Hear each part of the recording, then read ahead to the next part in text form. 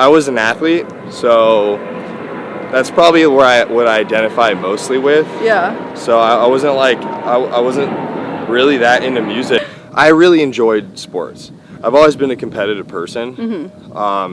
And that was that's like the most basic and easy way to be competitive when you're young. I mean, even if I like political science, right? That's a degree that I could use. I can pretty much apply to anywhere in a business setting, right? Which is what my main focus was, because they didn't have a business undergrad program at UC Irvine. Sophomore year, jumped against this guy who just looked like Chris Brown on steroids, perfect athletic body. This guy is 6'5". And he just shatters my PR. Oh my gosh. Yeah, he jumps over 26 feet. We want to make people cry at the trap show. Oh my god. That was which is a really weird concept at the time, but that was kind of our thing, was we just want to make people cry at the trap show. Hi, so today I'm here with Scott from Slander. What's up? We were just bonding over our hapa eurasian. It's very true. So your mom? My mom is Chinese. Yeah. And from a province outside of Hong Kong, and then she's second generation, so she was born here in the United States, and my dad is a mix of the white stuff, Yeah. Yeah, so I think my white side's mainly Danish. Oh. And let's see, Danish, English, and maybe a little bit of Irish. Do you think that has influenced you? Is it just everyone's just super mixture, so it not anything that stands out to you? I think that it's really interesting because I grew up in Manhattan Beach, which is very predominantly white. And I think that when I went to college at UC Irvine, I began to realize that hey, I'm kind of we're part of the millennials, at least, right? Yeah. I fall into an older millennial, and we're part of this new, it's cool to be mixed race kind of deal. Yeah, And it's true. At least when I see a Eurasian, I feel some sort of connection. Yeah, I don't know. 100%. And it's really, really awesome. I have a lot of pride with my, by being hapa, being Eurasian. And even on my personal Instagram, it says proud hapa.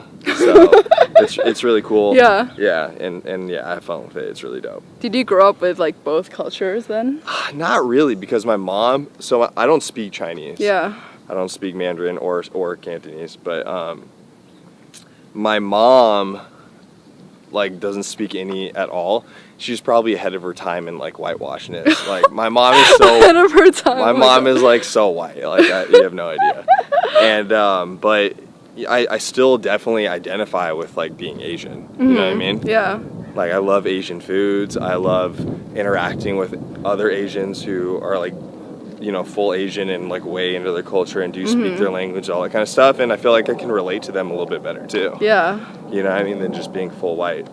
So yeah, I mean, I love it, and it's definitely helped me, I guess, in other aspects, making friends, all that kind of stuff. So yeah, I like being mixed race for sure. I think it's a new thing. How do you describe yourself back then, growing up, teenage years? I was an athlete, so that's probably what I identify mostly with. Yeah. So I wasn't I wasn't really that into music, or I was into listening to music, but not into playing music. Yeah. When I was younger. What sport was it again? It was track and field. Sorry, soccer was my main sport growing up, and then I also did track and field, and then I went to college for track and field. Yeah. So I went to UC Irvine, and I was on the track and field team for a couple years. Yeah. And that was a really cool experience too. Did your parents push you into doing sports, or did you just start doing it and then you realized you excelled way faster than other kids? I really enjoyed sports. I've always been a competitive person. And that was that's the most basic and easy way to be competitive when you're younger. So yeah. I just kind of naturally fell into it, I guess you could say. It's cool. What kind of subjects were you into back then? Subjects? School subjects? Yeah. Were you a math kid or an English kid? My favorite subject is probably history. Yeah? Oh yeah, you're the same as her. Yeah. Yeah, we were both political science majors.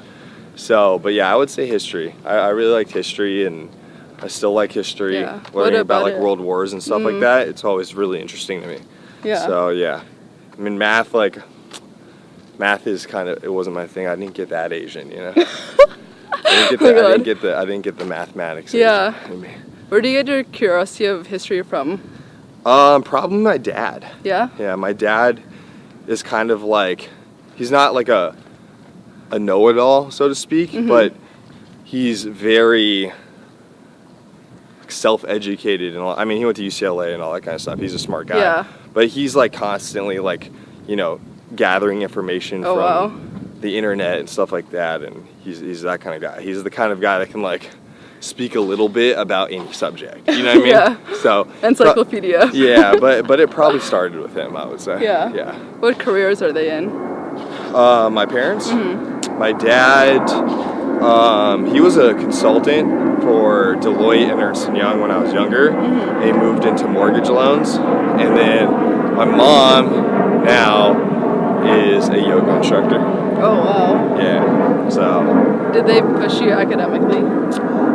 Yeah, they did, but I think at the same time, it wasn't like tiger mom and dad. You know what I mean? You've heard that term before? Yeah, for sure. It wasn't like that. It was, they were pretty easygoing, and, you know, I think that them being easygoing kind of allowed me to find my way into music and being in a creative field because, you know, it's hard. Like, a lot of these people, like, they have parents that push them, not necessarily like Asian culture, but like, you know, and even in like in Indian culture or in Middle Eastern culture, but Americanized here in the United States, like they're like, oh, you got to be a lawyer, you got to be a doctor, you got to go to med school, blah blah, like all this kind of stuff. Like, it's pretty crazy, and thankfully I didn't have that. You know, they just wanted me to do well and be happy, right? I think those are the main two ideas that they wanted me to have from them in order to like go through life. Yeah. And I think that's kind of what happened. So, did you do an instrument in high school? Or I played cello a little bit, but then I didn't. So I mean, cause like it's weird. So I'm 29, right? And like when I was in middle school or elementary school to I guess the end of high school, DJing wasn't like a big thing.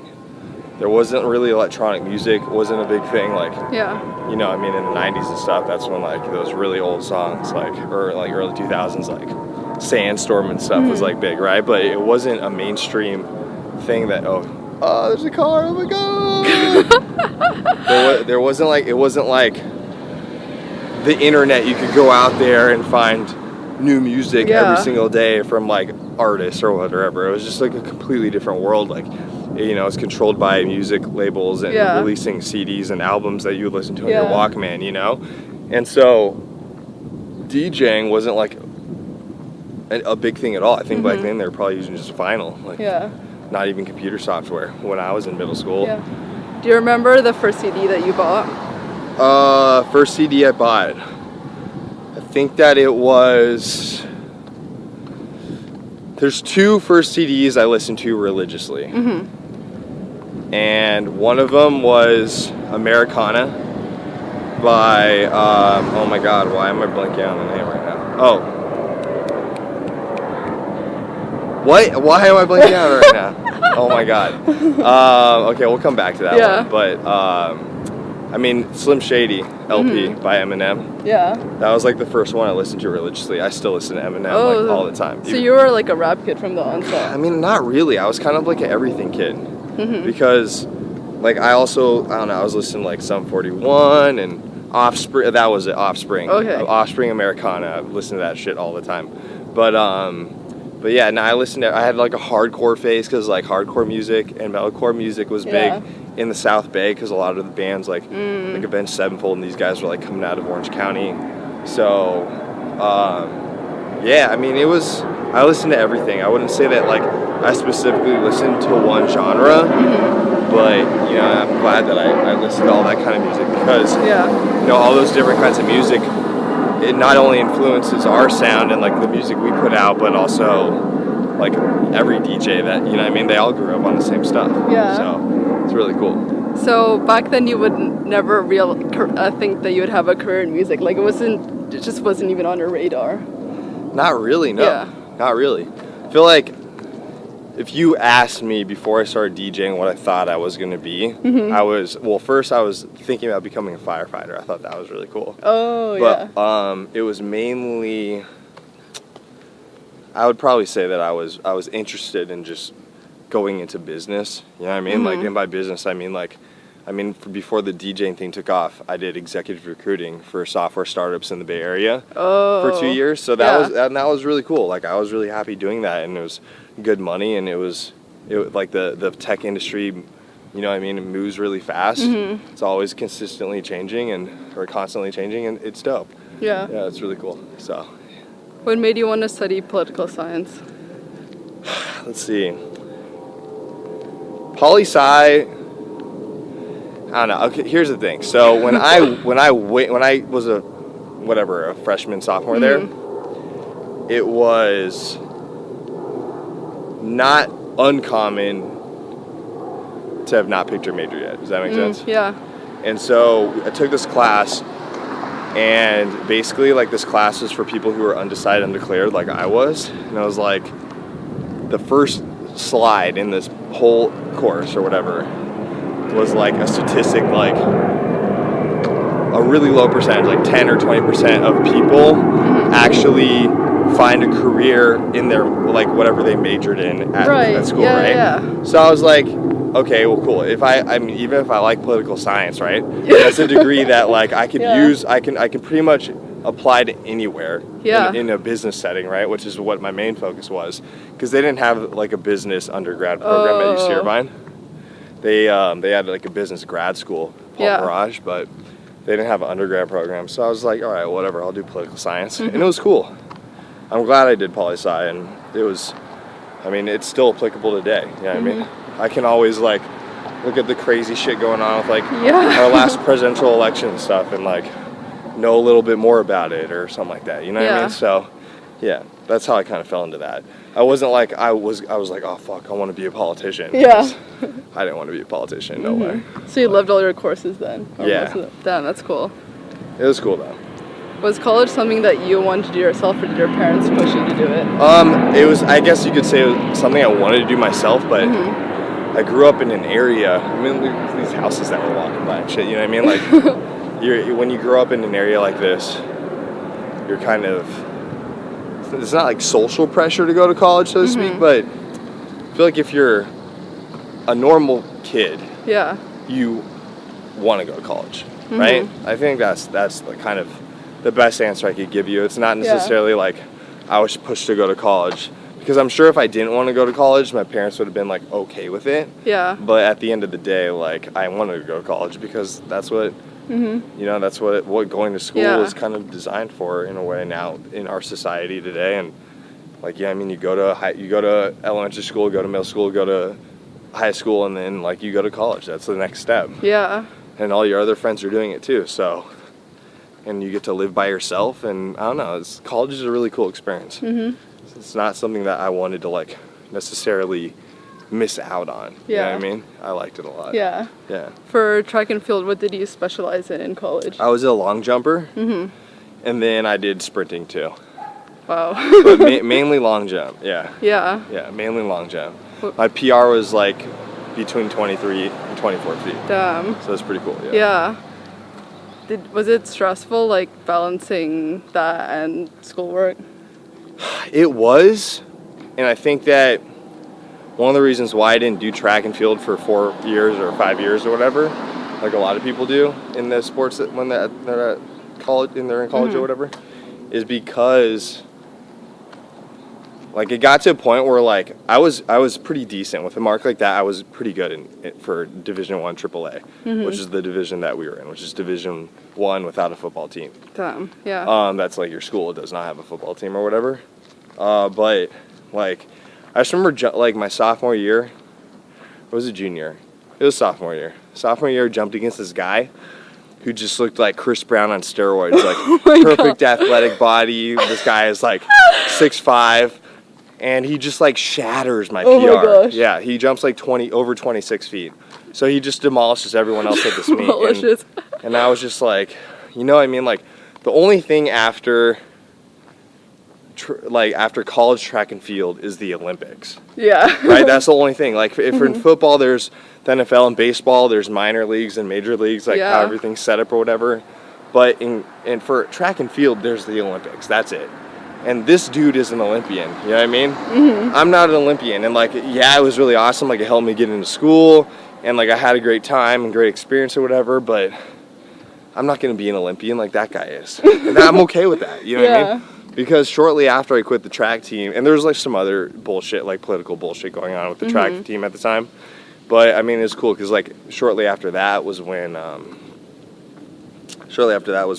met Derek. And that's when that surge of electronic music was really starting to hit Los Angeles.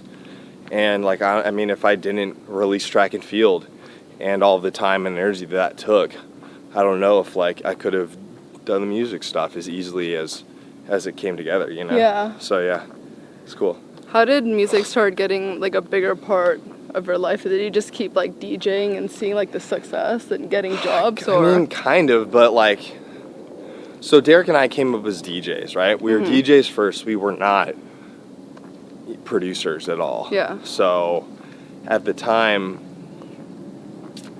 like we were pretty much like just DJing whatever music we thought was cool at the time. So it started out as trance, and then it ended up going into like house music when progressive house started getting really big with, you know, Swedish House Mafia and Avicii and all those guys.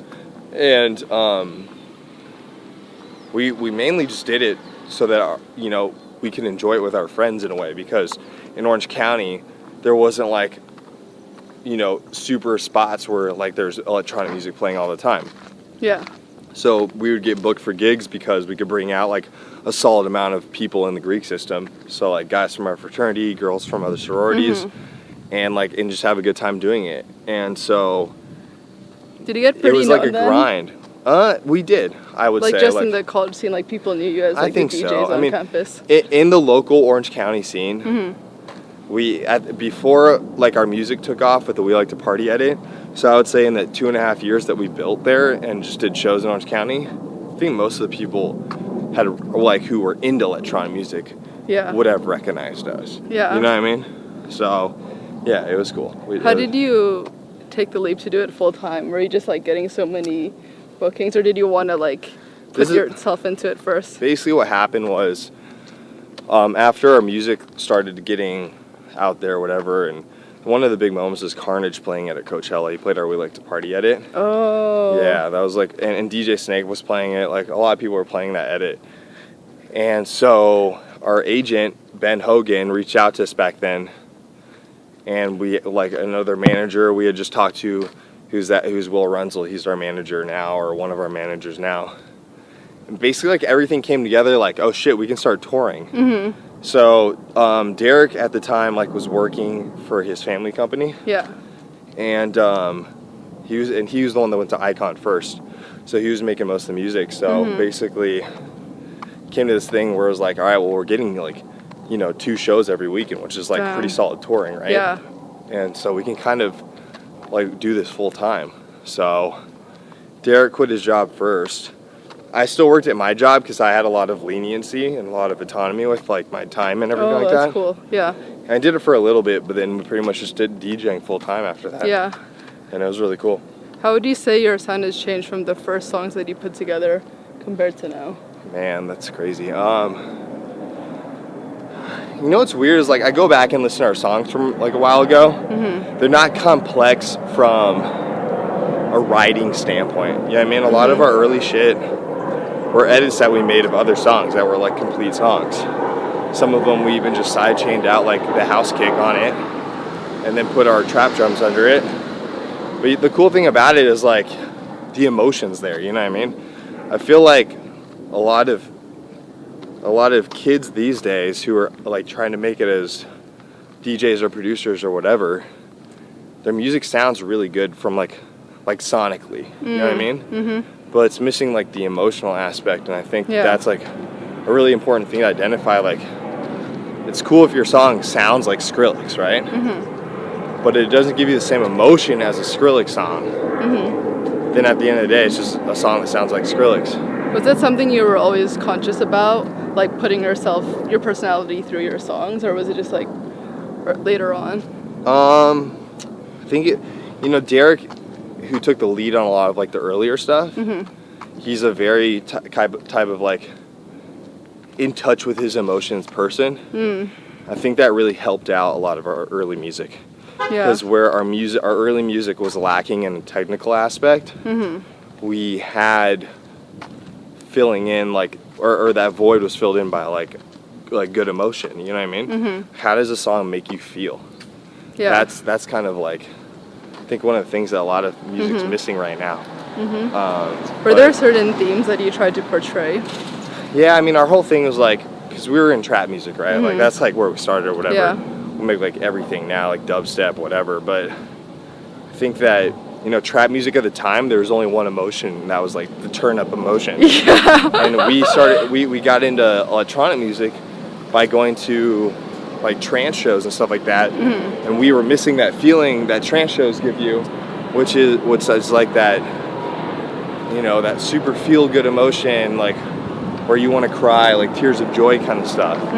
So we were like, well, we want to make people cry at the trap show. Oh my god. That was like, which is a really weird concept at the time, but that was kind of like our thing, was like, we just want to make people cry at the trap show. Yeah.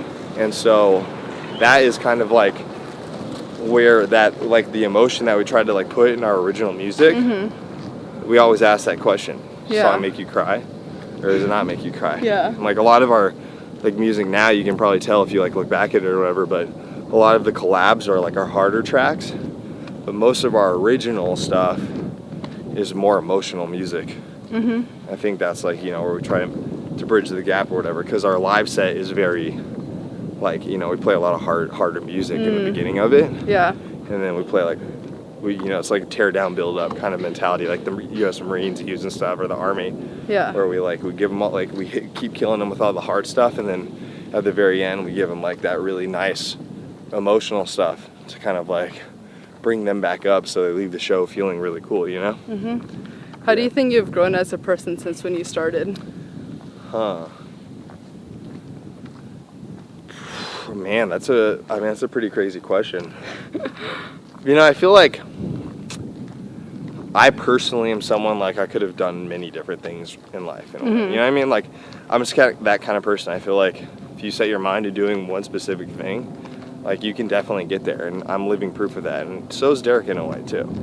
And so, I don't know. I just feel like I'm not necessarily, like, a nicer person or a meaner person or anything like that. I feel like I've just grown in a way that's like I've become more mature and like learned to do things differently to like cater towards my career and the friends and family that I've met in this career that I wouldn't have necessarily met in another career like my recruiting one. You know what I mean? Like, they're completely different worlds. Yeah. And I think that, like, you know, that's kind of the main thing, is that the people that you meet that kind of influence you and let you grow like a certain way or whatever. But I'd be probably a lot different if I stayed with the recruiting thing, because it's just a way different. I'm interacting with way different people on a daily basis. Yeah. You know what I mean? So, yeah, I mean, but I'm probably very similar in personality as I would be in any growth direction. It's just like, I'm just who I am now because of music. Or the music. Last question. Yeah. Last question. What do you want to be remembered for? What do I want to be remembered for? Probably just someone that, you know, I mean, even if it's just one person out there, but if they're like the best concert I ever went to was seeing Slander at EDC or something like that. Yeah. Like, that's enough for me. You know what I mean? Yeah. Giving people good music that like really touches them, like people who come up to us and their first dance at their wedding was Love Again or something like that, or Superhuman. Yeah, that'd be so cool. Like we get that a lot, and like that's fucking awesome. You know what I mean? That means that we touch someone so much that like one of the biggest moments of their whole life, which is like their wedding, like they're gonna play one of our songs. Like, that's enough for me. Yeah. You know what I mean? I'm not like a vain person, or I don't need too much to be happy. Yeah. And I'm okay with like with already how we've been remembered. I don't need to be the biggest DJ ever in my whole life to be happy with like the career. Yeah. It'd be nice to do that, and that's what Derek and I are trying to do, you know what I mean, with like the music that we're releasing, and like definitely we want to keep building or whatever, but it's not like I don't need for my ego to be like, you know, bigger than Tiesto. Yeah. At the end of the day when I die. Yeah. You know? Yeah, It'd that's be nice to be awesome. bigger than Yeah. Tiesto, but I don't need that for like written on my grave or something. Yeah. That's awesome. Thank you so Yeah, much. thank you. Bye.